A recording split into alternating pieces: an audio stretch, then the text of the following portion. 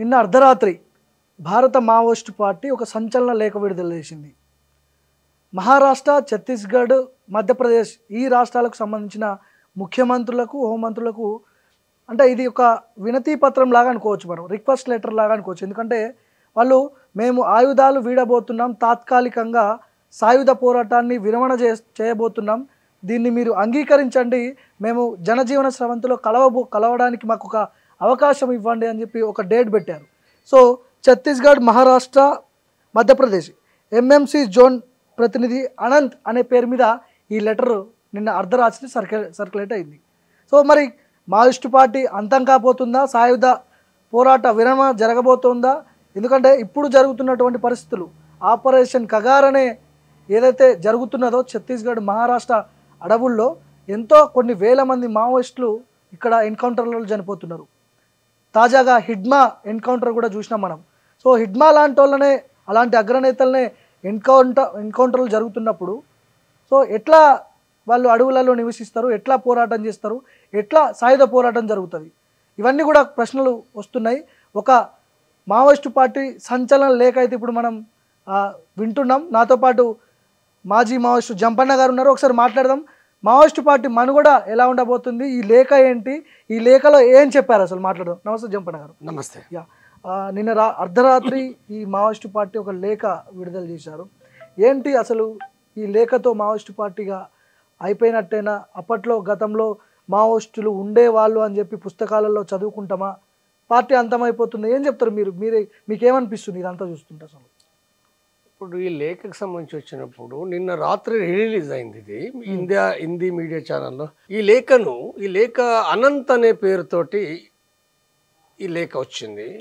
మహారాష్ట్ర, మధ్యప్రదేశ్, ఛత్తీస్గఢ్ 3 రాష్ట్ర సరిహద్దుల లోపల ఒక రాష్ట్ర ఆర్గనైజేషన్ ఉంది. దాన్ని ఏమంటున్నట్టు ఎంఎంసీ స్పెషల్ జోనల్ కమిటీ.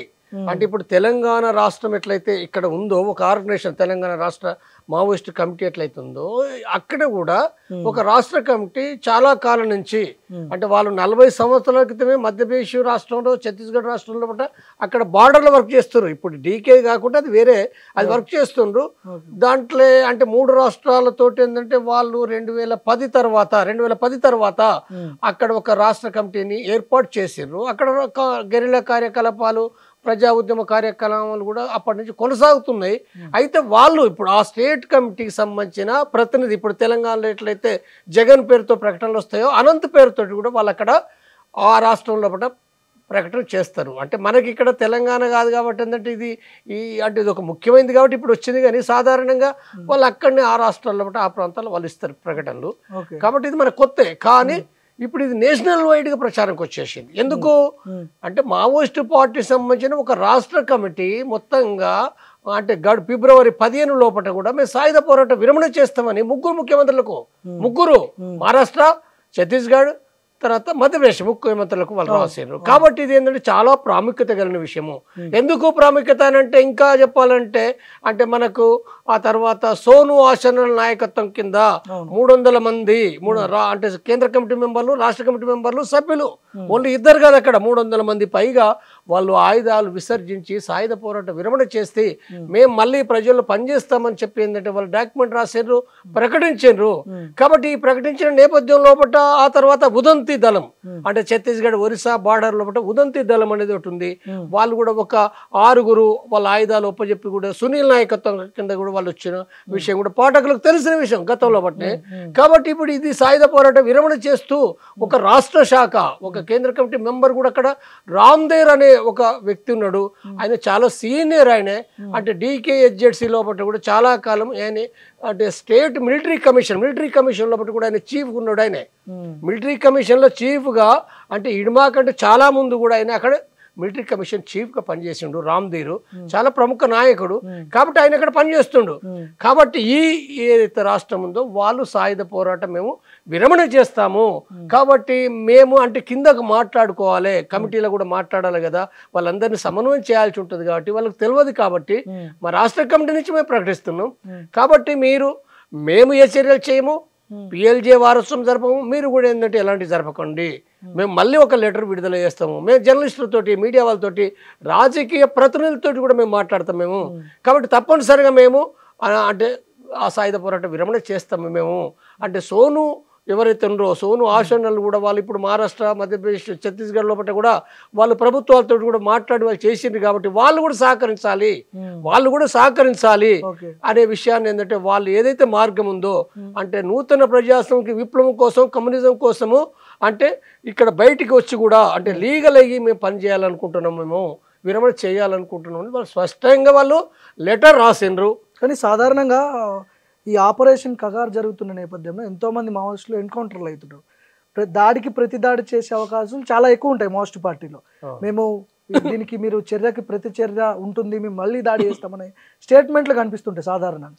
కానీ ఒక అడుగు వెనకేసినట్టు కనిపిస్తుంది మావోయిస్ట్ పార్టీ ఈ ఆపరేషన్ కగార్ నేపథ్యంలో. మావోయిస్ట్ పార్టీ వెనకేసి భవిష్యత్తులో అసలు మావోయిజం ఉండదా మావోయిస్టులు ఉండరా అంటే ఏం చెప్తారు అసలు? ఇప్పుడు అది ఉంటదా ఉండదా అనే ప్రశ్న తర్వాత వేసుకుందాం. ముందుగా మాత్రము ఆ మావోయిస్టు పార్టీకి అడుగు వెనకేసి భయపడ్డారు. వాళ్ళు ఇప్పుడు కాకుండా వాళ్ళు 2024 ఆగస్టు లోపల వాళ్ళ సర్క్యులర్ నంబాలకేశ్వరరావు ఉండగా వాళ్ళు రాసుకున్న సర్క్యులర్ చాలా స్పష్టంగా ఉంది. ఏమని ఉంది? ప్రజా సంఘాలు ప్రజా ఉద్యమాలు నిర్మించలేని ఒక పరిస్థితి ఏర్పడింది. టోటల్ గా పార్టీలోకి రిక్రూట్ తగ్గిపోయింది. యుద్ధం కూడా చేసే అవకాశాలు కూడా లేవు, తగ్గిపోయినాయి. కాబట్టి అనేక మంది వయసు మీరిపో అనారోగ్యాలు గురి కావడము ఇవన్నీ జరిగింది. జబ్బులతో చనిపోతుండ్రు. అనేక సమస్యలు చుట్టుముట్టి ఉన్నప్పుడు ఇంకెంత మాత్రం దాదాపు 10-15 ఏళ్ళ నుంచి అటనే వాళ్ళు ఈడ్చుకుంటూ వచ్చిన బండిని వాస్తవంగా 15 ఏళ్ల క్రితమే వాళ్ళు అర్థం చేసుకోవాల్సిన విషయాల్ని ముందు చూపుతోటి పరిస్థితుల్లో సమాజం ఏంటిది, సమాజం ఏం మారుతుంది, పార్టీ పరిస్థితి ఎట్లా ముందే అంచనా వచ్చిన దాన్ని వాళ్ళు చాలా ఆలస్యం చేసిర్రు. కానీ ఆలస్యం చేసి కూడా 2024 ఆగస్టు లోపల వాళ్ళు స్పష్టంగా పార్టీ కేడర్ అందరికి కూడా ఏంటంటే వాళ్ళకు అర్థం చేసుకునే విధంగా ఏంటంటే వాళ్ళు రాసిండ్రు ఇది పరిస్థితి లేదు. కాబట్టి మనం అందుకోసమే అనారోగ్యంగా ఉన్న వాళ్ళను ముసలోళ్ళను సెటిల్ చేయాలనుకున్నారు. లేకపోతే కొంతమంది సరెండర్ కావాలని వాళ్ళే చెప్పారు. సరెండర్ కావాలని చెప్పారు కాబట్టి చంద్రన్ లాంటి సీసీ మెంబర్ సరెండర్ అయినరు, లేదా సుజాతక్క లాంటి సీసీ మెంబర్ సరెండర్ అయినరు. ఇక్కడ ఎంతమంది తెలంగాణలో రాష్ట్ర కమిటీ మెంబర్ సరెండర్ అయినరు, ఆంధ్రప్రదేశ్ ఎందుకు సరెండర్ అయినరు, దండకాల నుంచి ఎందుకు సరెండర్ అవుతున్నారు. కాబట్టి మొత్తం విషయాలు కూడా గమనిస్తే వాళ్ళ పరిస్థితి ఏదైతుందో దయనీయంగా చాలా అంటే వాళ్ళు చాలా చరిత్ర గొప్ప చరిత్ర కలిగిందే భారతదేశంలో. ఏ పార్టీకి లేని చరిత్ర, గొప్ప చరిత్ర, ప్రజా ఉద్యమాల చరిత్ర, ప్రజల కోసం నిజాయితీగా పోరాడిన త్యాగాల చరిత్ర. ఈ దేశంలో 50 సంవత్సరాల చరిత్ర మామూలు కాదది. అంటే అనేక దాదాపు 50 ఏళ్ళ కాంచి 25,000 మంది కూడా చనిపోయారు. 25,000 మంది, ఒక్కరు కాదు ఇద్దరు కాదు, 25,000 మంది. అంబాల కేశవరావు దగ్గర నుంచి హిడ్మా వరకు అగ్రనాయకులందరినీ మట్టుబెడుతున్నారు అంటే కేంద్ర బలగాలు. సో ఇక అసలు మావోయిజం ఉండదు, పెద్ద పెద్దోళ్ళనే లేపేస్తున్నాం, మీ చిన్నోళ్ళ పరిస్థితి ఏందనే లైన్లో కేంద్రం కూడా ఒక వార్నింగ్ లాంటిది ఇస్తున్నది అక్కడ ఉన్నటువంటి అడవుల్లో ఉన్న మావోయిస్టులకి. మొన్న బండి సంజయ్ మాట్లాడుతూ ఎవరైతే అర్బన్ నక్సల్స్ ఉన్నారో ఆ అర్బన్ నక్సల్స్ వల్లనే వీళ్ళు చనిపోతున్నారు, వాళ్ళేమో మంచిగా ఏసీ రూమ్లలో ఉంటున్నారు, వీళ్ళేమో అడవులలో ఉండి తుపాకులు పట్టుకుంటున్నారు, దీనికి అంతటా కారణం అని చెప్పి అర్బన్ నక్సల్స్ అని చెప్పి బండి సంజయ్ మాట్లాడింది. ఎట్లా చూడాలి ఈ స్టేట్మెంట్? ఇప్పుడు అర్బన్ నక్సల్స్ అంటే ఎవరు? అర్బన్ నక్సల్స్ అంటే ఎవరన్నా అర్బన్ నక్సల్స్ పేరుతోటి సంస్థ పెట్టుకున్నారా? ఇప్పుడు మావోయిస్టు అనేది సిపిఐ మావోయిస్టు పేరుతోటి వాళ్ళు ఉన్నారు, లేదా సిపిఐఎంఎల్ అని, లేదా మాస్ లైన్ ఉంటుంది, సిపిఐఎంఎల్ న్యూ డెమోక్రసీ ఉంటుంది, సిపిఐ అంటే కమ్యూనిస్ట్ పార్టీ ఉంటుంది, సిపిఎం ఉంటుంది. మరి అర్బన్ నక్సల్స్ అని ఒక సంస్థ ఉన్నదా ఇక్కడ ఈ దేశంలో? ఎక్కడన్నా ఎక్కడైనా ఉన్నదా? లేదు, ఎక్కడ లేదు. ఎక్కడ లేకుండా ఎందుకు మాట్లాడుతుండ్రు? ఎవరిపైన మాట్లాడుతున్నారు? ఎవరాల అర్బన్ నక్సల్స్? ఎవరికైనా బోర్డు ఉన్నాయా? అంటే ప్రశ్నించిన వాళ్ళు అర్బన్ నక్సల్స్ అవుతారా? లేకపోతే మావోయిస్టు అభిమానులను అర్బన్ నక్సల్స్ అవుతారా? లేదా ఇప్పుడు ఇడుమ చనిపోయిండు, ఇడుమను పూటకు ఎన్కౌంటర్ చేసిర్రు. మరి దేశవ్యాప్తంగా పెద్ద అలజడి, అనేక మంది సోషల్ మీడియాలో ఇడుమ అనేదో ఒక హీరోగా, భగత్ సింగ్ గా, చేగువేరలాగా, లేదా ఒక బిర్సా ముండలాగా, ఒక అల్లూరి సీతారామరాజు లాగా ప్రజలు చూస్తున్నారు. సోషల్ మీడియాలో గమనిస్తున్నాం కదా మనం. ఎక్కడ నువ్వు ఎంత నన్ను దుష్టుడు దుర్మార్గుడు అంటే ఆయన హీరో అంటున్నారు. ఢిల్లీలో నిన్న ర్యాలీ చేసారు, అంతటా ర్యాలీ చేస్తుండ్రు, విదేశాల్లో జరుగుతున్నాయి. నువ్వేమంటున్నావు నువ్వు అంటే? అంటే ప్రజల కోసం పోరాడినా వాళ్ళ ఇల్లు చూసినాం కదా. వాళ్ళ ఇల్లు ఎవరున్నారు మావోయిస్టులు? ఒక్క ఇడుమాకు సంబంధించిన కుటుంబమే కాదు, నువ్వెవరి కుటుంబాలు చూడు, వాళ్ళ పనిచేసే వాళ్ళ కుటుంబాలకు సంబంధించిన ఏవైతున్నాయో వాళ్ళ ఇల్లు, వాళ్ళ బీదరికి ఎట్లుంది. కాబట్టి ఈ విషయాలు ఎవరు మాట్లాడితే వాళ్ళ అర్బన్ నక్సల్స్ అంటే మరి ఎట్లా? నువ్వు అట్లా మాట్లాడు, తప్పు కదా అది. నువ్వు మాట్లాడే వాళ్ళందరూ నువ్వు కూడా ఏంటంటే నువ్వు ఆ రకంగా మాట్లాడడం.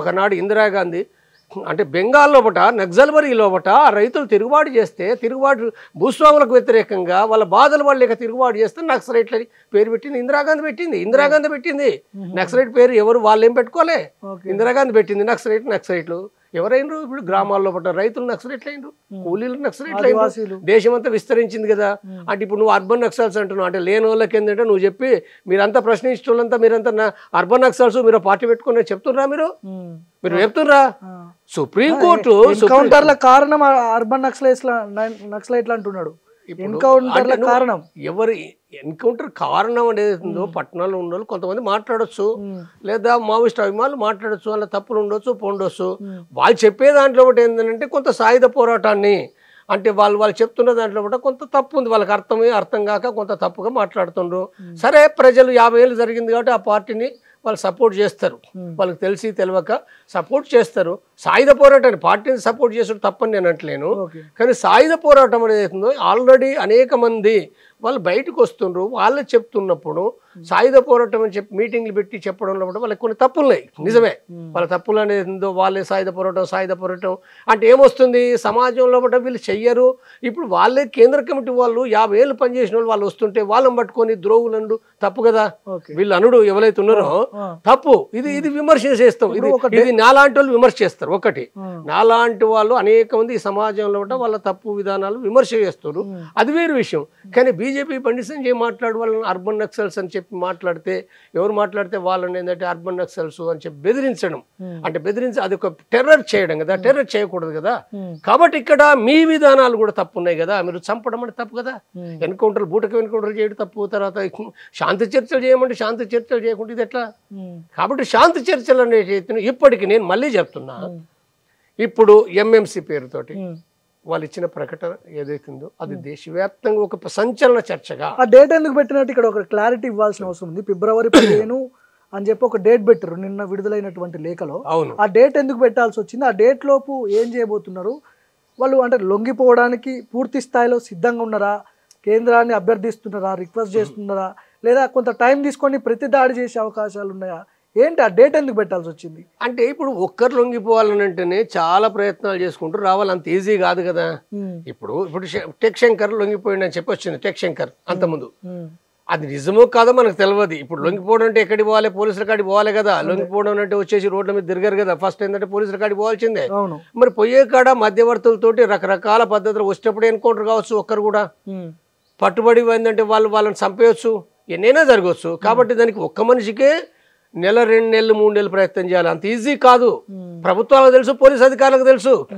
అంటే లొంగిపోవడం అంటే ఆషామాషి వివరం కాదు లొంగిపోవనంగానే లొంగిపోవడానికి మరి ఒక్కరు లొంగిపోవాలంటే అదైతే ఇప్పుడు మొత్తంగా అక్కడ పార్టీ ఆ మొత్తం కూడా ఏంటంటే అలా 2 అంత ఈజీ కాదు కదా ఎట్లా వస్తారు వాళ్ళందరూ ఒక్కొక్క దళము ఒక్కొక్క ప్రాంతాల్లో పనిచేస్తుంది ఒక్కొక్క ప్రాంతాల్లో ఒకటి ఖమ్మం కాడు ఉంటుంది ఒకటి వరంగల్లో ఉంటుంది ఒకటి హైదరాబాద్లో ఉంటుంది ఒకటి నల్గొండలో ఉంటుంది ఒకటి గుంటూరులో ఉంటుంది అంటే మరి వేరు ప్రాంతాల్లో ఆ కమిటీలు ఉంటాయి దళాలు ఉంటాయి వాళ్ళందరూ కలవాలి కదా ఎట్లా కలుస్తారు ఫోన్ కొట్టంగానే వాళ్ళ ఫోన్లు లేవు కదా వాళ్ళు ఫోన్ కొట్టంగానే రారు వాళ్ళ బస్సులు విమానాలు వాళ్ళకి లేవు వాళ్ళు నడిచి రావాలి సమన్వయం కావాలి ఇవన్నీ లేకుండా ఎవరి అంటే పూర్తిగా ఆ పార్టీ ఆ రాష్ట్ర పార్టీ కూడా సమన్వయం కావాలి కదా దాంట్లో క్లియర్ గా కాబట్టి నీ ప్రశ్న నేను కంప్లీట్ చేయను కాబట్టి ఏంటంటే వాళ్ళు మాట్లాడుకోవాలి దానికి కూడా ఒక విధానాలు ఉంటాయి వాళ్ళు ఆల్రెడీ రాష్ట్ర కమిటీ ఇచ్చిందంటే ఒక బాధ్యత అయితే ఉన్న వాళ్ళే కదా కాబట్టి దానికి తగిన టైము అనేది అవుతుందో ఇవంతా కూడా అంటే మీరు మళ్ళీ ఒక వంక ఎన్కౌంటర్ చేస్తారు కోమింగ్ చేస్తారు అంటే వాళ్ళు ఎట్లా మాట్లాడుకోవాలి అది కూడా సమస్య వస్తుంది కదా మీరు కనీసం సమయం ఏదో మునిపోయినట్టుగా 50 ఏళ్ళ కంచి ఉన్న దాన్ని మీరు నెల 2 నెలలకే మీకు ఏం మునిపోతుంది కొంపలు అంటుకుంటున్నాయి అన్ని వాళ్ళు చెప్తుంటారు కదా ఫిబ్రవరి 15 లోపు ఏంటంటే మేము ఇవన్నీ చేస్తాం మేము అనే విషయం వాళ్ళు కూడా మేము కాల్పులు చేయము మేము PLJ వారోత్సవాలు జరపము అంత స్పష్టంగా చెప్తున్నప్పుడు నువ్వెందుకంత నేను మొదటి నుంచి చెప్తున్నా నేను మార్చి నుంచి శాంతి చర్చల కమిటీ వ్యవస్థాపక నాయకులుగా మీరు టైం ఇవ్వండి ఎన్కౌంటర్ చేయకండి వాళ్ళు సాయుధ పోరాట విరమణ చేస్తారు మీరు చర్చలకు విలువనే చెప్తున్నా నేను చెప్తుంటే కూడా చేసారు మరి బసవరాజు కూడా రాసింది కదా నేను చెప్పినట్టుగా సోను ఆశనలు కూడా వాళ్ళు సరే శాంతి చర్చలు జరిగితే బాగుండేది జరగలేదు చేసారు కదా చేస్తున్నారు కదా లేఖలో క్లియర్గా మెన్షన్ చేశారు తాత్కాలికంగా మాత్రమే మేము సాయుధ పోరాటాన్ని వదిలేస్తున్నాము పూర్తి స్థాయిలో వదిలేయట్లేదు అనేది క్లియర్ గా అర్థమవుతుంది కదా అక్కడ. అంటే పూర్తి స్థాయిలో అంటే మళ్ళీ 3 నెలలకు తుపాకులు పడతారా, మళ్ళీ 3 నెలలకు పడతారా, 6 నెలలకు పడతారా, ఏడాదికి పడతారా, 2 నెలలకు పోవాలనుకున్న వాళ్ళు పూర్తి స్థాయిలో మేము వదిలేస్తున్నాం అనే స్టేట్మెంట్ ఇస్తే ప్రభుత్వాలు కూడా అది తాత్కాలిక సాయుధ పోరాట విరమణ అంటే దాని అర్థం ఏంటంటే సాయుధ పోరాట విరమణ అందులో ఏమీ లేదనలా. సాయుధ తుపాకులన్నీ పెట్టేసి మళ్ళీ 3 నెలలు పోయి తుపాకులు ఎక్కడ దొరుకుతాయి, మళ్ళీ ఎవరు ఆదరిస్తారు? అది కాదు. అది వాళ్ళు గట్టినే పెడతారు. వాళ్ళ పద్ధతి ఏంటంటే అంటే మార్క్స్ చెప్పిన అర్థంలో పట్ట రేపు విప్లవం వచ్చినట్టు భారత ప్రజలందరూ వాళ్ళే తిరుగుబాటు చేస్తారు అనుకున్నప్పుడు వాళ్ళు ఎట్లా పోరాటం మరి చేస్తారో చెప్పలేం కదా. అంటే వాళ్ళు సాయుధ పోరాటం చేస్తారా, తిరుగుబాటు ఎట్లా జరుగుతుందో ఎవరో చెప్పలేము. అది 20 ఏళ్ళకి అవుతుంది, 50 ఏళ్ళకి అవుతుంది, ఎవరని చెప్పలేము. ప్రజలంతా సిద్ధమైనప్పుడు దాన్ని ఏం చేస్తాను, వాళ్ళు శాంతియుతంగానే వాళ్ళందరూ హక్కుల గురించి మాట్లాడతారు. లేనప్పుడు మరి తిరుగుబాట్లు వస్తాయి కదా. కాబట్టి ఎట్లా వస్తాయి? ఇప్పుడు నేపాల్లో ఉంది, నేపాల్ జన్జీ ఉద్యమం అని అన్నారు. మరి అది ముందు శాంతియుతంగానే జరిగింది, కొంత హింస కూడా జరిగింది కదా. అది తప్పే కానీ జరిగింది కదా. కాబట్టి ఇవన్నీ ఏంటంటే అంటే ఎవరన్నా అడుగుతారు కాబట్టి మీరు ఎట్లా చెప్తారు? ప్రజలు కూడా తిరుగుబాటు చేసేటప్పుడు వాళ్ళ నోర్లు కట్టేస్తారా? వాళ్ళు ఏం అంటే మొత్తంగా పూర్తిగా ఏం అంటే అట్లా వస్తుందా, ఆ రకంగా వస్తుందా, ఒక చెంప కొడితే ఇంకో చెంప కొట్టడం అంటే అట్లా వస్తుందా అని అనేవాళ్ళు ఉంటారు. కాబట్టి వాళ్ళు తాత్కాలిక పెడతారు అంతే, అంతకంటే ఏం లేదల్లా. తాత్కాలిక అంటే 3 నెలలు లేదు, 6 నెలలు, 6 ఏళ్ళు కాదు, 10 ఏళ్ళు కాదు. అది ప్రజలు చైతన్యవంతమైనప్పుడు వాళ్ళు ఏం చేస్తారో అది వాళ్ళ ఇష్టానికి సంబంధించింది కాబట్టి వాళ్ళు అట్లా పెడతారు. దాంట్లో ఏమీ లేదు, వాళ్ళ మోసం లేదు, ఏమీ లేదు. వాళ్ళు నిజాయితీగా ఇప్పుడు సోను వాళ్ళు వచ్చారు కదా, 300 మంది పైగా వచ్చారు కదా, తర్వాత కూడా వచ్చారు కదా. కాబట్టి ఇక్కడ ప్రభుత్వము సంయమనం పాటించమని నేను చెప్తున్నా. నేను అదే అంటున్నా. ఇప్పుడు పార్టీ అయితే ఒక అడుగు వెనక్కి తగ్గి రిక్వెస్ట్ లెటర్ లాంటిదే, మేము ఆయుధాలు వీడబోతున్నాము, మాకు కొంత టైం ఇవ్వండి అని చెప్పి వాళ్ళు ఒక గడువు పెట్టారు. కానీ ప్రభుత్వం దానికి యాక్సెప్ట్ చేసే దిశగా అవకాశాలు ఉన్నాయి ఇప్పుడున్న పరిస్థితులు. ఎందుకంటే వాళ్ళు చెప్పకనే చెప్తున్నారు మావోయిజాన్ని అంతం చేస్తాం, 2026 మార్చి 31 నాటికి దేశంలో మావోయిస్టులను లేకుండా చేస్తామని అమిత్ షా స్టేట్మెంట్ ఉంది. ఇక్కడ వాళ్ళు ఏకాడికి ఎన్కౌంటర్ల దిశగానే పోతున్నారు, వీళ్ళేమో లొంగిపోతామంటారు. లొంగిపోవడానికి వాళ్ళు అనుకూలంగా ఉన్నారా లేదా కేంద్రం? అసలు ఎట్లా చూడాలి దీన్ని? ఇప్పుడు భారత ప్రభుత్వానికి రాజ్యాంగ ప్రకారంగా వాళ్ళు ఏం మాట్లాడాలి? సాయుధ పోరాటం సరైనది కాదు, రాజ్యాంగాన్ని ప్రకారంగా మీరు సాయుధ పోరాటాన్ని విరమించండి అని చెప్పాలి. చెప్పి వాళ్ళని కన్విన్స్ చేయడం అనేది ఏదో ఆ విధానం అంటే దాంట్లో భాగంగా అది వేరేది. కాబట్టి ఇప్పుడు అది కాకుండా మావోయిజాన్ని నిర్మూలిస్తామండి తప్పది. మావోయిజాన్ని నువ్వే నిర్మూలిస్తావు, అదొక ఆలోచన విధం కదా. అది ప్రజల యొక్క మన తలలోపల కోట్లాది ప్రజానీకంలో ఉంది కమ్యూనిజం అనేది ఉన్నది. నువ్వు ఎట్లా తొలగిస్తావు? మాట్లాడవు. నీకు తొలగించాలంటే భావాల మధ్య చర్చ జరగాలి కదా. ఇప్పుడు నువ్వు మాట్లాడుతున్నావు, నేను మాట్లాడుతుంటున్నాను, ఈ భావాల మధ్య చర్చ జరగాలి. కాబట్టి ఈ చర్చ లేకుండా నిర్మూలిస్తుంటే నువ్వు భావాలు ఎట్లా నిర్మూలిస్తావు? ఏ భావాలను కూడా ఇక్కడ భారత సమాజంలో దొంగతనం చేసే భావాలున్నాయి, అవినీతి చేసే భావాలున్నాయి, లేకపోతే మతోన్మద భావాలున్నాయి, మత భావాలున్నాయి, కుల భావజాలాలున్నాయి. ఎట్లా తొలగిస్తావు నువ్వు? ఇప్పుడు కొంతమంది అంటున్నారు అవి భావజాలను తొలగించాలంటే భావజాలతోటి సంఘర్షించాలి. కొంతమంది ఏమంటారు అంటే నంబాల కేశవరావు లాంటి వాళ్ళు, ఇడ్మా లాంటి వాళ్ళనే లేపేసినాము, ఇంకెక్కడ మావోయిజం అని చెప్పి అంటున్నారు కొంతమంది. నేను ఇప్పుడు నీకు చెప్పింది అర్థమవుతుంది. నేను ఏమంటున్నానంటే భావజాలాలు వేరు, మనుషులు వేరు. మనుషులు నిర్మూలిస్తే భావజాలాలు పోవు, మనుషులు నిర్మూలిస్తే భావజాలాలు పోవు. సపోజ్ ఇప్పుడు ఎవరైనా మావోయిస్టు కూడా బీజేపీని లేపేస్తాం, బీజేపీని చంపుతాం అంటే బీజేపీ భావజాలాలు పోతాయా? పోవు. ప్రజానీకంలో ఉన్నాయి కదా, సమాజంలో ఉన్నాయి వాళ్ళ యొక్క. కాబట్టి ఆ భావజాలాలు పోవాలని అంటే అది తప్పు, మతోన్మాదం తప్పు అనేది అవుతుందో చర్చ జరగాలి, మార్చాలి తప్ప ఈజీగా మనసులను చంపితే పోవు. గుర్తుపెట్టుకోండి. ఇడ్మా లాంటి వాళ్ళు ఇంకోళ్ళు పుడతారు అంటారు మీరు. ఇడ్మా లాంటి వాళ్ళు ఇప్పుడు వేలాది లక్షలు ఉన్నారు కదా బయట. వాళ్ళు ఒక ఇడ్మా ఏంది? ఇప్పుడు పార్టీ లేదా? పార్టీలో ఇప్పుడు ఛత్తీస్గఢ్లో ఉన్నారు, లేకపోతే దండకాళ్ళు ఉన్నారు, ఒరిస్సాలో ఉన్నారు, బీహార్ జార్ఖండ్ ఉన్నారు, లేదా బయట కూడా ఉన్నారు కదా. బయట కూడా నీకు సమాజంలో గ్రామాల్లో ఉన్నారు, పట్టణాల్లో ఉన్నారు, మైదానాలు ఉన్నారు, ఢిల్లీలో ఉన్నారు, హైదరాబాద్ ఉన్నారు, అంతటి ఉన్నారు. లేరా? వాళ్ళ భావాలు వాళ్ళ భావాలు ఏంది? వాళ్ళ మామూలు వాళ్ళు సమర్థిస్తారు. అంటే వాళ్ళందరూ తుపాకులు పడతారని కాదు. ఆ భావజాలం అట్లనే ఏంటిదా భావజాలం? సమానత్వం భావజాలం తప్ప. సమానత్వం ఏం భావజాలం? కమ్యూనిజం భావజాలం అంటే ఏంటిది? ఒక బీసీ రిజర్వేషన్ గోరుడు, ఒక ఏబిసిడి వర్గీకరణ గోరుడు, ఒక మహిళా రిజర్వేషన్ గోరుడు, లేకపోతే ఇవే కదా. లేదా రైతులకు తమ గిట్టుబాటు ధరలు గోరుడు. అంటే సమానత్వానికి సంబంధించిన భావాలు ఇవన్నీ. ఈ భావాలు ఎట్లా పోతాయి? తల కింద పెట్టినా కాళ్ళ మీద పెట్టినా పోవు. నేను చెప్తానా, ఇది ఇంకా ఇంకా ఇంకా ఇంకా పెరుగుతాయి. నువ్వేమి చేయలేవు. ఎవరేం హిట్లర్ ఏం చేయలేదు, అమెరికా అధ్యక్షులు ఏం చేయలేదు. అమెరికాలో బట్టి ఇప్పుడు సోషలిజం అంటారు కదా, అమెరికాలో సోషలిజం అంటారు కదా. కాబట్టి నువ్వు దాన్ని ఏం చేయాలి, అదంతా ఉత్త భ్రమ. ఇప్పుడు హిడ్మా శిష్యుడు మార్చి దేవా రంగంలోకి దిగబోతున్నాడు అని చెప్పి అంటున్నారు. హిడ్మా కంటే దేవా డేంజర్ అని చెప్పి వార్తలు చూస్తున్నాం మనం. అది మీడియా వాళ్ళకి ఏంటంటే మరి వాళ్ళ కళలు వస్తాయి, కళలు వచ్చినట్టు వాళ్ళు చెప్తారు. నేను ఏం చెప్పాలి, నిజాం వాళ్ళ కళలు వస్తాయి వాళ్ళకి. ఇప్పుడు వాళ్ళకి ఎవరు నాయకులు చేస్తారో, ఎవరిని సరెండర్ చేస్తారో, ఎవరు ఎన్కౌంటర్ చేస్తారో మీడియా వాళ్ళే రోజు చేస్తాంటారు. మనం ఏం చెప్తాం ఇవన్నీ. అంటే వాళ్ళకి జర్నలిజం అనేది అంటే కూడా కనీసమైన కొంత విశ్లేషణ ఉండి దానికి బేస్ ఉంటే వేరు. కానీ ఎలాంటి విశ్లేషణ లేకుండా పుట్టగొడుగులాగా యూట్యూబ్లు వచ్చినాయి, పోటీలు వచ్చినాయి. వాళ్ళు యూట్యూబ్ బతకాలని అంటే తప్పదు. అది ఏం చేయాలి, బతకాలి. డబ్బులు పెట్టినాం, 2 లక్షలు 5 లక్షలు 10 లక్షలు పెట్టినాం కాబట్టి ఏం చేయాలి, ఇలా ఏం విలువలు పెట్టేస్తే అయిపోయి. వాళ్ళు ఇప్పుడు ట్రెండ్ ఉన్నది, మా వయసులో ట్రెండ్ ఉన్నది, ఈడమ ట్రెండ్ ఉన్నది, ఏమైనా పెడతారు. దేవా అనేటోళ్ళు లేరంటారా? ఉన్నాడు, దేవా ఉన్నాడు కానీ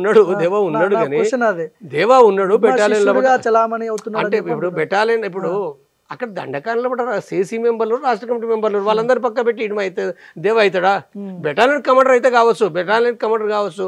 మొత్తం బెటాలియన్ డీకే పార్టీ, అలా కంపెనీలు ఉన్నాయి, పార్టీ కమిటీలు ఉన్నాయి, అనేకంగా ఉన్నాయి. అవన్నీ ఇవేమి తెలియదు, బస్ అయిపోయి. ఇప్పుడు ఇడిమాను ఒక పెద్ద నాయకుడిగా చేసింది మీడియా, ఇప్పుడు కూడా జరిగింది. సరే, ఆయన ప్రజానాయకుడిగా ఇప్పుడు అది ముందుకు వచ్చింది, అది వేరు. కానీ అంటే మీడియా వాళ్ళు ఎవరినైనా నాయకులు చేయొచ్చు, ఎవరినైనా విలువలు చేయొచ్చు. చేసారు కదా ఇప్పుడు సోను ఆశనాలను కూడా ద్రోహులు చేశారు కదా. వాళ్ళు ద్రోహులా కాదా, వాళ్ళు రేపు చరిత్ర వాళ్ళు నిరూపించుకుంటారు. వాళ్ళ సాయుధ పోరాట విరమణ సరైంది అనేది అందరే నిజమైతుంది కదా. ఇప్పుడు ఎంఎంసీ వాళ్ళు రాబోతుండ్రు, ఉదంతి వాళ్ళు వచ్చారు. ఇప్పుడు సరెండర్ అయిన వాళ్ళు ఏంటిది, చంద్రన్న సరెండర్ అయిండు, బండి ప్రకాష్ సరెండర్ అయిండు, రమేష్ సరెండర్ అయిండు, చందు అయిండు, గంగ అక్క అయింది, తర్వాత సుజాత అక్క అయింది. మరి వీళ్ళంతా ఏంటిది, సాయుధ పోరాటం చేస్తారా? చెప్తారా వీళ్ళు? వాళ్ళు కూడా సరెండరే. నువ్వు ఏమన్నా అదంతా సరెండరే, నువ్వు ఏ పేరైనా పెట్టుకో సరెండరే. కాబట్టి ఇప్పుడు జరిగేదంతా కూడా అందరూ వస్తూనే ఉన్నారు కదా. నిన్న కాక మొన్న 37 మంది వచ్చారు, దాన్ని ఏమనాలి, ఇంకా కొంతమంది వస్తుండ్రు. ఎక్కడనే సాయుధ పోరాటం. కాబట్టి అది అనవసరమైన విషయాలు. కాబట్టి ఇక్కడ ఏదైతుందో ఇప్పుడు ఏదైతుందో మీడియా ఇష్టం ఉన్నట్టు రాస్తుంది. వాళ్ళు అర్థం చేసుకొని, మావోయిస్టు పార్టీ ఏదైతుందో వాళ్ళు అర్థం చేసుకొని వాళ్ళు వస్తున్నది ఏదైతుందో అదొక మంచి అంటే అవకాశం లేదు. అది మంచి పరిణామం అంటే నాకు మంచి పరిణామం కాదు. వాళ్ళు ఇవాళ అక్కడ ఉండి చనిపోవడం కంటే వాళ్ళే కాదు, వాళ్ళ సభ్యులు కూడా చనిపోతారు, ఆదివాసులు చనిపోతారు. ఎక్కువ మంది చనిపోయేది ఆదివాసులే, సరెండర్ అయ్యేది వాళ్ళే. కాబట్టి ఒకనాడు చేసిన కరెక్టే. కానీ ఇవాళ పరిస్థితి ఏదైతుందో అది అలాంటి అవకాశం లేదు, పరిస్థితి లేదు. కాబట్టి వాళ్ళు వచ్చి ఇక్కడ వాళ్ళు ఏమి చేయగలిగితే ఇక్కడ వాళ్ళు చేయొచ్చు. అంటే ఇక్కడ ఒక రాజ్యాంగానికి కట్టుబడి ఏం చేయొచ్చు అంటే అంత బ్రహ్మాండమైన విప్లవం ఏదో రేపు మాపో తెస్తారని కాదు. చాలా కష్టపడాలి, అదే నిజాయితీ, అదే త్యాగంతో వాళ్ళు ఇక్కడ పనిచేయాలి. చట్టబద్ధంగా వాళ్ళు ప్రజా సంఘాలు పెట్టవచ్చు, వాళ్ళు పార్టీ పెట్టవచ్చు, కమ్యూనిస్ట్ పార్టీ పేరుతో పార్టీ పెట్టవచ్చు. వాళ్ళు ఏ పేరుతో పెట్టుకున్నప్పటికీ చట్టబద్ధంగా వాళ్ళు అనేక రకాలుగా వాళ్ళు పనిచేసి ప్రజలను కూడగట్టని చైతన్యవంతం చేయని. ప్రజలను చైతన్యవంతం చేయకుండా రాదు కదా. నేను ఏం చెప్తున్నంటే ప్రజలను చైతన్యవంతం చేయకుండా ఇప్పుడు గుట్టలలో కూర్చుంటూ రాదని చెప్తున్నాను. నువ్వు అక్కడ తుపాకులు పట్టుకొని గుట్టలు కూర్చుంటూ రాదు. తేలిపోయింది అని పని ఇంకా ఎక్కువ చర్చ అవసరం లేదు అది. కాబట్టి ఇప్పుడు ఆడ ఉండి చనిపోతే వీరులు శూరులు అందరు కీర్తిస్తారు. కానీ అది కాదు, కీర్తన కాదు కావాల్సింది. కమ్యూనిస్ట్ పార్టీకి కావాల్సింది నీ పేరు ప్రతిష్టలు కాదు, గుర్తుపెట్టుకోవాలి. నేను మళ్ళీ చెప్తున్నాను, నీ పేరు ప్రతిష్టల కంటే కూడా ఈ సమాజ మార్పు అనేది ముఖ్యం. నేను చెప్తున్నా, నేను ఎందుకు చెప్తున్నా, నేను నా పేరు ప్రతిష్టలు కాదు, నా పదవి కాదు. నేను ఏం చెప్తున్నా, కమిటీ మెంబర్ గా మీరు ఉన్నారు, నాయకుడుగా నేను స్థాపించింది, మీరే స్థాపించారు. ఇన్ని ఎన్కౌంటర్లు జరుగుతున్నాయి, ఇంత పెద్ద ఎత్తున దమనకాండ జరుగుతుంది అడవులలో. మీ తరపు నుంచి ప్రభుత్వాలకి విన్నవించినప్పుడు మీ తరపు నుంచి ఎట్లాంటి న్యాయం జరిగింది? అక్కడ ఉన్నటువంటి అడవుల్లో ఉన్న వాళ్ళకి కావచ్చు, ఎవరైతే ఇప్పుడు కగారులో బలవుతున్న వాళ్ళకి మీరేమన్నా మాట్లాడి వాళ్ళతో మాట్లాడడం, లేకపోతే లొంగిపోమని చెప్పడం, మీ రిక్వెస్ట్లు ఎంతవరకు వచ్చినాయి? అసలు ఏం చేశారు మీరు? వ్యవస్థాపకుడుగా ఉన్నాడు కదా మీరు, ఏం జరిగింది మీ నేతృత్వంలో? ఏం జరిగిందో చూస్తున్నాం కదా. మార్చి నుంచి మేము మాట్లాడుతున్నాం. మేము ఒక్కరం కాదు, అనేక మంది సమాజంలో కూడా చాలా మంది మాట్లాడారు. శాంతి కమిటీ వాళ్ళు మాట్లాడారు, ఇతర ప్రజాస్వామికవాదులు మాట్లాడారు, వివిధ కమ్యూనిస్ట్ పార్టీలు, ఎంఎల్ పార్టీలు కూడా మాట్లాడారు. చెవిటోని ముందర శంకు ఊదినట్లయింది. కేంద్ర ప్రభుత్వం పెడ చెవున పెట్టింది. దాని బలం ఉన్నది, మేము ఏం చేస్తాం? దాని బలమే కదా. ఆ బలం ముందట వీళ్ళ బలం ఎంత? చెప్పడం మా డ్యూటీ. పదే చెప్పిన మీరు చర్చలు చేయండి, చంపకండి, మీకే మంచిది కాదు, మీ ప్రభుత్వానికి వ్యతిరేకత పెరుగుతుంది అని చెప్పినాం. ఆయన చంపినరు. ఇది రాజ్యాంగ పద్ధతి కాదు, ప్రజాస్వామ్యం కాదని చెప్పినాం, చంపినరు. ఇది చేసిండ్రు. కాబట్టి ఇది ఇది ఇప్పుడు ఏం చేస్తాం, ఇప్పటికి కూడా ఇప్పుడు ఏం చేస్తాం, ఇప్పుడు నేను అంటున్నా వాళ్ళ చేతులు వాళ్ళ ఇష్టం. రాజ్యం అంటే అంటే ఏదో బడుతున్న అంటే ఏదో సామెత చెప్తారు కదా, సామెత చెప్పినట్టుగా నీకు ఆయుధ బలం ఉన్నది, నీ వ్యవస్థలన్నీ నీ చేతులు ఉన్నాయి, ఏం చేస్తాం మనం. ఇప్పుడు మల్లోజుల వేణుగోపాల్, ఆశన్న వీళ్ళు లొంగిపోయిన తర్వాతనే హిడ్మా ఎన్కౌంటర్ జరిగింది. వీళ్ళు లీకులు ఇచ్చారనే వార్తలు కూడా వస్తున్నాయి. ఇందులో ఎంత నిజం ఉంది? అంటే ఇప్పుడు వీళ్ళ వల్లనే హిడ్మా ఎన్కౌంటర్ అయ్యాడు, వీళ్ళే ఉద్యమ ద్రోహులు అని చెప్పి కొంతమంది మాట్లాడుతున్నారు, కొంతమంది అంటున్నారు. అందుకని అంటే కొంతమంది ఇప్పుడు 140 కోట్ల ప్రజలున్నారు, ఎవరికి ఏది దొత్తే వాడు మాట్లాడతాడు, ఎవరికి ఏది దొత్తే మాట్లాడతాడు. ఇప్పుడు ఇంకొకటి నేను నోటి మాట్లాడిండు, ఇడుమాను చంపించింది దేవిజయని కూడా చెప్పిండు. అవును, ఏమైనా ఉందా దానికి సంబంధం? దానికి సంబంధం ఏమైనా ఉందా? ఏంటిది అసలు? దేవిజీ చంపించడానికి ఆధారం ఉందా? మీడియాలో కూడా వాడేవాడంటే ఆడు అన్నదే వాడాడు. కాంగ్రెస్ నుంచి వెళ్ళిపోయిన ఎమ్మెల్యే మనీష్ కుంజాం అనే వ్యక్తి ఇప్పుడు ఆయన పార్టీ పెట్టుకొని ఆయనకు పేరు కావాలి కాబట్టి దేవ్జీ పైన పెడుతుండు. అంటే నీకు ఆదివాసీల పైన ప్రేమలు ఉన్నాయి, నీకు ఇడుమ పైన ప్రేమలు ఉన్నాయి, నువ్వు అన్ని చేసినవా? నువ్వు ఆడ మావోయిస్ట్ పార్టీ చెప్పలేదా నీకు? అందరు చెప్పింది కదా. ఇప్పుడు నీకు ప్రేమలు పుట్టుకొచ్చి ఇడుమా పైన ఇడుమా అని చెప్పి దేవ్జీ చంపిండని అంటున్నావు, దానికి ఏమైనా ఉన్నదా? ఆ ప్రజలకు లేనిది నువ్వు ఎక్కడి నుంచి మాట్లాడుతున్నావు? నువ్వు మాట్లాడుతున్న దానికి అర్థం లేదు, దానికి అర్థం ఉండాలి కదా. ఒకరు దేవ్జీ చంపించిండనంటే దేవ్జీ అంటే నీ నోటికి అడ్డేమున్నది? గణపతి చంపించిండను, బసవరాజు కూడా చంపించిండను, బసవరాజు చేసిండను, నీకు ఎవడట్టు ఉన్నది? వాడేదో అంటే ఇక్కడ ఛానల్లో ఎవడో తిక్కలోడు వాడు పెడతాడు, ఇది ఎడ్డింగ్ పెట్టి వాడంతా కూడా వాడు చేస్తాడు, వానికి ఏమైనా ఉన్నదా? సేమ్ సోను ఆశనాలు కూడా చంపించారనంటే సోను ఆశనాలను ఎట్లా చంపుతారు? అంటే 40 ఏళ్ళు 50 ఏళ్ళు ఉన్నోడు చంపిస్తాడా? బుద్ధి ఉండాలి. ఇక్కడ మనుషులకు డబ్బులకు ఆశపడే దొంగలు ఉన్నారు. ఈ దొంగలు దేనికైనా భజన చేస్తారు, దేవునికైనా అంటే వాడు అది చేస్తారు. వాడు అంటే ఇప్పుడు మీరు బ్రతికుండాలంటే మీ అగ్రనాయకులు తప్పండి బతికిపోతారని బెదిరించి బ్లాక్మెయిల్ చేయరా? కాదు అంటే ఇప్పుడు ఇంతమంది లొంగిపోయారు, వీళ్ళందరూ లొంగిపోయి చేసిరా? మెదడు ఉండాలి. లొంగిపోయినోడు చేస్తుండే, లొంగిపోయినోడు చేస్తాడంటే మెదడు ఉండాలి. వాడు 40 ఏళ్ళు 30 ఏళ్ళు 20 ఏళ్ళు కమ్యూనిజం కోసం పనిచేసినాడు, నిన్ను అక్కడ పనిచేసి రాగానే అని చెప్తాడా? మరి బొచ్చడి మంది అరెస్ట్ అయ్యారు, అందరు చెప్పిరా? అంటే ప్రాణం కంటే ఏది ఎక్కువ కాదంటారు కదా. బుద్ధి ఉండాలి. కమ్యూనిజం అనేది ప్రాణం కాదు, తన ప్రాణాలు కూడా త్యజిస్తారు, ప్రాణాలకు త్యజిస్తారు. తను లొంగిపోవచ్చు, తను అరెస్ట్ కావచ్చు, అరెస్ట్ అయిన వాళ్ళు ఉన్నారు, మౌనంగా ఉంటారు కదా. ఎంతమంది రైతులు, ఎంతమంది కూలీలు వాళ్ళ పార్టీని వాళ్ళ కన్న బిడ్డలాగా సాదుకున్నారు కదా. వాళ్ళు కొట్టినా చంపినా ఎన్నో బెదిరింపులు ఉన్నాయి, ఉరిదిస్తామన్నారు, చేసిండ్రా? గిరాయిపల్లి మృతవీరులు ఉన్నారు, జనార్దన్, తర్వాత మురళీమోహన్, ఆనందరావు, సుధాకర్ పట్టుకొని సంపతమటి చేసిరా? నల్ల ఆదిరెడ్డి, మురళీమోహన్, ఆనందరావు, మన శ్యాము, నల్ల ఆదిరెడ్డి అంటే శ్యాము, తర్వాత మురళి, సంతోష్ రెడ్డి, వీళ్ళు చేసిరా? వీళ్ళే కదా అనేక మంది సరెండర్ అయినరు, ఎంతో మంది సరెండర్ అయినరు. నువ్వు పరిశీలించి ఇక్కడ వాళ్ళు ఏం చేస్తున్నారు, వాళ్ళు ఎంత పేదరికంతో ఉన్నారు. వాళ్ళు లొంగిపోయిన వాళ్ళు చెప్తారంటే అది భ్రమ. లొంగిపోయిన వాళ్ళు చెప్తారనేది ఏందో, ఎవడో ఒకడో ఇద్దరు ఉన్నారంటే ఉంటారు, అరెస్ట్ అయిన దాంట్లో ఉంటారు, సరెండర్ అయిన దాంట్లో అరెస్ట్ అయిన వాళ్ళు కూడా ఉన్నారు, ప్రజా సంఘాల కూడా కోవట్లు ఉన్నారు, అప్పుడు ఉన్నారు, ఇప్పుడు కూడా ఉన్నారు. ఇప్పుడు ప్రజా సంఘాలు లేవు, ప్రజా సంఘాల పేరు మీద తోటి విప్లవం అని బోర్డు పెట్టుకుంటే వాడేదో విప్లవం అంతా ఇరగదిస్తాడు వాడు.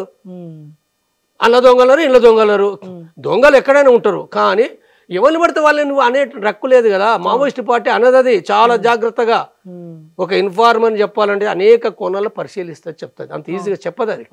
ఇప్పుడు ఆశన పైన సోను పైన మాట్లాడిందే వాళ్ళు వెనక్కు తీసుకున్నారు.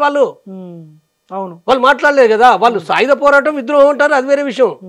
వాళ్ళు సాయుధ పోరాటం చేస్తున్నారు కాబట్టి వాళ్ళు దాన్ని విద్రోహం అంటారు. అది రాజకీయంగా మాట్లాడుతావు, నువ్వు మాట్లాడుకో, ఎంతనైనా మాట్లాడుకో, కానీ నష్టపరిచిండ్రు వీళ్ళు కారణం అని చెప్పి మాట్లాడడం మూర్ఖత్వం అంటారు. ఈ లేఖ యొక్క సారాంశం మొత్తానికి, మీరు అడవుల్లో ఉన్నటువంటి మావోయిస్టులకు కావచ్చు, శాంతి చర్చల తరపున మావోయిస్టులకు కావచ్చు, లొంగిపోతున్నాం, సాయుధ పోరాటాన్ని విరమింపజేస్తున్నాం అనే ఏదైతే లేఖ వచ్చిందో వాళ్ళకు కావచ్చు, మీరు ఏం చెప్పదలుచుకున్నారు టోటల్గా ఈ లేఖకు సంబంధించిన ఎపిసోడ్కి? ఈ లేఖకు సంబంధించింది ఇప్పుడు వాళ్ళు ఆల్రెడీ వాళ్ళ రాష్ట్ర కమిటీ ఇచ్చింది, వాళ్ళు టైం పెట్టారు, తర్వాత కొంత ప్రచారం జరగాలి, ప్రచారం జరగాలనే వాళ్ళు చెప్తున్నారు. ప్రచారం జరగడం ద్వారా వాళ్ళ పార్టీ అంతా కూడా ఒకటి అయిపోయి, బహుశా ఫిబ్రవరి కాదు ముందు కూడా కావచ్చు, జనవరి లోపల కూడా, అంటే ఇవి కూడా జరగవచ్చు, లేదా డిసెంబర్ కూడా. వాళ్ళు ఎంత త్వరగా వాళ్ళు ఒకటై వస్తుందంటే వాళ్ళకి ఎక్కువ సమయం అవసరమే ఉండదు అది. కాబట్టి ఇది ఒకటి పెట్టింది ఏదో అది తప్పనిసరిగా ప్రభుత్వాలు ఇది న్యాయబద్ధంగా అర్థం చేసుకొని దీనికి ఎలాంటి కూడా వాళ్ళపైన కూడా ఎన్కౌంటర్లు అలాంటివి ఏమి చేయకుండా ఉండడం అది అవసరం. అది తర్వాత ఇక్కడే కాదు, నేను ఒక్క ఈ రాష్ట్రానికే కాదు, ఇది చాలా ప్రాముఖ్యతమైన విశేషం కలిగిన ఒక విషయం ఇది. కాబట్టి కేంద్ర ప్రభుత్వము వివిధ రాష్ట్ర ప్రభుత్వాలు కూడా ఒరిస్సాలో కానీ లేదా ఛత్తీస్గఢ్ దండకాండలో కానీ తెలంగాణ అంటే వాళ్ళు ఏం ఎన్కౌంటర్ చేస్తలేరు ఇక్కడ, వాళ్ళు ఇక్కడ ప్రభుత్వం మనం గమనిస్తున్నాం. కాబట్టి ఇంకెక్కడైనప్పటికీ కూడా కేంద్ర ప్రభుత్వం ఇతర ప్రభుత్వాలు సంయమనం పాటించండి. మీరు చర్చలకు కూడా పిలవండి. ఇప్పటికి కూడా మీరు పిలిస్తే ఇద్దరు ముగ్గురు వస్తారు, మాట్లాడతారు. ఆల్రెడీ ఆశన్న సోను కూడా మీ దగ్గరే ఉన్నారు కాబట్టి మీరు సరిగ్గా కనుక జరిపితే వాళ్ళందరూ వస్తారు. వాళ్ళు కూడా వాళ్ళ ప్రకటనలు కూడా చేసిండ్రు, మీరు రెండేళ్ళు కూడా వాళ్ళు ప్రకటనలు చేసిండ్రు. వాళ్ళు చెప్పింది కదా, వాళ్ళపైన కూడా ఇప్పుడు ఆ ప్రకటన చేస్తే కూడా ఎవరో తెలిసి తెలవక మీరు ప్రకటనలు చేస్తున్నారు, మీరు ప్రభుత్వం తరఫున ఏజెంట్లా అని చెప్పి ఈ తెలుగు రాజ్యాల్లో కూడా అన్నిటిలో అంటేనే అయినా వాళ్ళు అన్నీ ఓర్చుకొని వాళ్ళు ఒకటే వాళ్ళు ఏంటంటే బండ కింద చెయ్యి ఉంది కాబట్టి ఆ పార్టీ కూడా బతకాలని కోరుకుంటుండ్రు. వాళ్ళని సావాలని కోరుకుంటారు దద్దమ్మ మూర్ఖున్నారు ఇక్కడ. కానీ వాళ్ళు బతకాలనే కోరుకుంటున్నారు ఆ పార్టీ శ్రేణులు. ఎందుకంటే 40 ఏళ్ళు కలిసి పని చేసిండ్రు, పుత్తగా పోదది. బంధువులు అయితేనే ఒకరు చచ్చిపోతేనే ఏడుస్తాం, బాధపడతాం. కనీసం ఒక్కసారి కలితే 2 సార్లు అంటే 40 ఏళ్ళు వాళ్ళు కలిసి ఉండ్రి, కష్ట సుఖాలు కలిసి వాళ్ళు సావాలని కోరుకుంటారు ఎవడన్నా. కాబట్టి వాళ్ళు ఏదైతుందో వాళ్ళు దానికోసం వాళ్ళు ప్రయత్నాలు చేస్తున్నారు వాళ్ళు. కాబట్టి కేంద్ర ప్రభుత్వం విజ్ఞతలు ఆలోచించి శాంతి చర్చలు జరపండి, సంయమనం పాటించండి అని నేను చెప్తున్నా. ప్రజలు కూడా ఏంటంటే సాయుధ పోరాటం చేసే వాళ్ళు కూడా నేను వాళ్ళకు కూడా విజ్ఞప్తి చేస్తున్నా, మీరు ఆలోచించండి. అనవసరంగా మరణాలకు మీరు మీ మంకుపట్టుతోటి ఇప్పుడు ఏమి జరగదు. సాయుధ పోరాటం అనేది అవకాశాలు లేవని అందరికంటే ఎక్కువ మీకే అర్థమవుతుంది. సోనుకి ఎంత అర్థమైందో మీకు కూడా అంతే అర్థమవుతుంది, ఆశనకి ఎంత అర్థమైందో మీకు అర్థమవుతుంది. కాబట్టి బెట్టు చేయకండి. ఇది అవమానం కాదు, సరెండర్ అంటే అవమానం కాదు, ఏమీ లేదు. ఇక్కడ అంటాడు అన్నీ ఏం మునిపోయిందేం లేదు, తప్పదు అది. మీరు వచ్చి ఇక్కడ మీరు సరెండర్ అయిన తర్వాత సాయుధ పోరాటం విరమణ చేసిన తర్వాత మీరు బతుకుంటే ఏంటంటే మీరు ప్రజలు పనిచేస్తారు కదా, మీ దాన్ని ఎవరు తీసేయగలుగుతారు అది. కాబట్టి అనవసరంగా మీరు వేరే రకంగా ఆలోచించొద్దని వాళ్ళకు కూడా నేను విజ్ఞప్తి చేస్తాను. రైట్. సో ఇది మాజీ మావోయిస్టు జంపన్న గారు. ఆయన కూడా శాంతి చర్చల కమిటీ వ్యవస్థాపకుడిగా ఉన్నాడు. గతంలో నుంచి కూడా ఆయన చెప్తున్నాడు, ఇప్పుడున్న పరిస్థితుల ప్రకారం అడవుల్లో ఉండి సాయుధ పోరాటం ఏదైతే విప్లవం అనే పోరాటం చేస్తున్నారో ఇప్పుడున్న పరిస్థితుల్లో అది సాధ్యం కాదు. అత్యాధునిక ఆయుధాలు వచ్చినాయి, కేంద్ర ప్రభుత్వం ఆపరేషన్ అనే కగారి తీసుకొచ్చింది, మొత్తం జల్లడబడుతున్నది, బతికి జనజీవన స్రవంతిలోకి వచ్చి మీరు ఇక్కడ పోరాటాలు చేయండి అని చెప్పి శాంతి చర్చల కమిటీ వ్యవస్థాపకుడిగా ఆయన అభ్యర్థించాడు గతంలో నుంచి కూడా. ఇప్పుడు కూడా అదే చెప్తున్నాడు. చూద్దాం ఎట్లా ఉండబోతుందో భవిష్యత్తులో.